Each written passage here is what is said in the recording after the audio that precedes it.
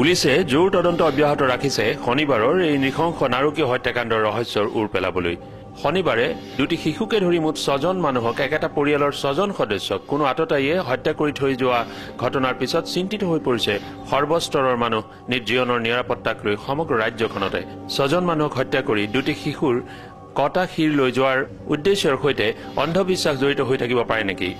অথবা অন্ধবিশ্বাসৰ থিয়ৰিৰ ফালে কৌশলেৰে সাধাৰণ মানুহৰ তথা অনুসন্ধান সংস্থাৰ দৃষ্টি কাঢ়ি বেলেগ কিবা স্বাৰ্থ হত্যাকাণ্ডৰ বলি হোৱাসকল হলগৈ 45 বছৰীয়া হৰকান্ত দলে, 40 বছৰীয়া স্বপ্না তেওঁৰ পৰিবাৰ, তেওঁলোকৰ কন্যাদয় 12 বছৰীয়া সবিতা আৰু 11 বছৰীয়া সুনিতা, তেওঁলোকৰ পুত্ৰ 9 বছৰীয়া উতুল আৰু 6 বছৰীয়া ভাগিনীয়েক টুকুল।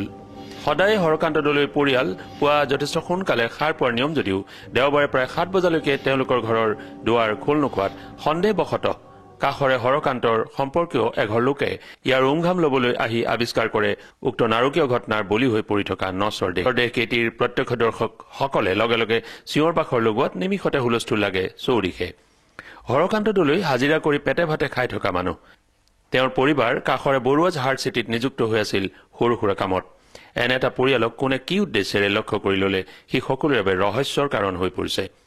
ইফালে প্ৰত্যক্ষ কৰা মতে হত্যাকাণ্ডথলী তথা সৰু জুপুৰিটোত যি 6জনৰ মৃতদেহ পৰি আছিল সেই স্থানত নিচেই সামান্য পৰিমাণৰহে তেজৰ চেকুৰা পৰি। ঘটনা সম্পৰ্কত আৰক্ষীয়ে জোৰ তদন্ত চলাই আছে আৰু 6জনৰ ওপৰ লোকক জেৰা কৰিছে ঘটনাক ক্লু উলিয়াবলৈ।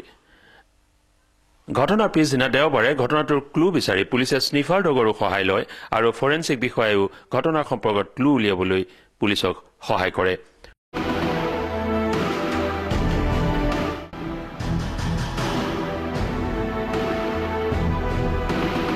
হত্যাকাণ্ডস্থলীত দেওবাৰে স্থানীয় বিধায়ক তথা মন্ত্ৰী অকণ বৰাই উপস্থিত হৈ ঘটনাৰ সম্পৰ্কত তীব্ৰ প্ৰতিক্ৰিয়া প্ৰকাশ কৰি আৰক্ষীক শীঘ্ৰে দোষীক আটক কৰিবলৈ নিৰ্দেশ দিয়ে।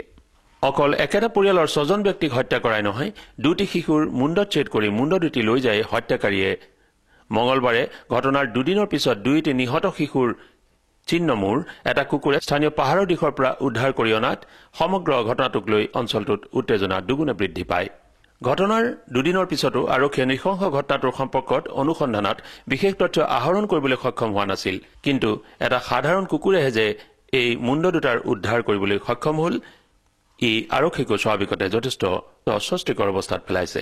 ঘটনাৰ বলি হোৱা হৰকান্ত দলৈ পৰিয়ালৰ নিকটৱৰ্তী তথা সম্পৰ্কীয় বীৰেন দলৈৰ পোহনীয়া কুকুৰটোৱে মঙলবাৰে পুৱা 8 বজাত হৰকান্তৰ 6 বছৰীয়া সন্তান অতুল দলৈৰ চিহ্নমুণ্ডটো উদ্ধাৰ কৰি গিৰিহত বীৰেন দলৈৰ ঘৰলৈ লৈ আহে। এই মুণ্ডৰ উদ্ধাৰৰ পিছত স্থানীয়ভাৱে যথেষ্ট প্ৰতিক্ৰিয়া আৰু উত্তেজনা